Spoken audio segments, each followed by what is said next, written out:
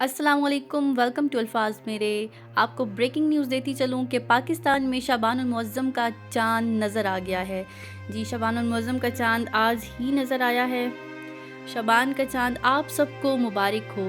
حضور صلی اللہ علیہ وآلہ وسلم کی سیرت تھی کہ جب شعبان کا چاند دیکھتے تو یہ دعا پڑھتے تھے: اللہم بارک لنا فی رجب و شعبان و بلغنا رمضان۔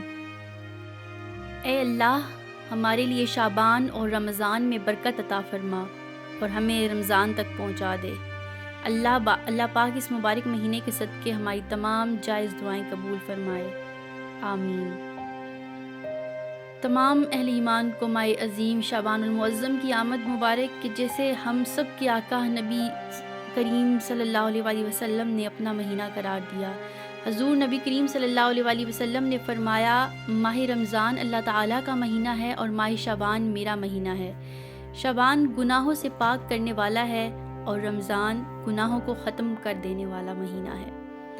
اور بے شک جیسے ہی شعبان المعظم ختم ہوگا، اللہ تعالیٰ ہم سب کو توفیق عطا فرمائیں کہ ہم رمضان کا ایک اچھا ویلکم کر سکیں، اور رمضان سے پہلے ہی اپنی تمام جو عبادتیں ہیں وہ ہم سٹارٹ کر لیں، تاکہ رمضان المبارک میں اللہ تعالیٰ کا قرب ہمیں حاصل ہو، اور وہ تمام دعائیں جو ہم اللہ تعالیٰ سے قبولیت کا درجہ پانے کے لیے کرتے ہیں، وہ تمام دعائیں قبول ہو جائیں۔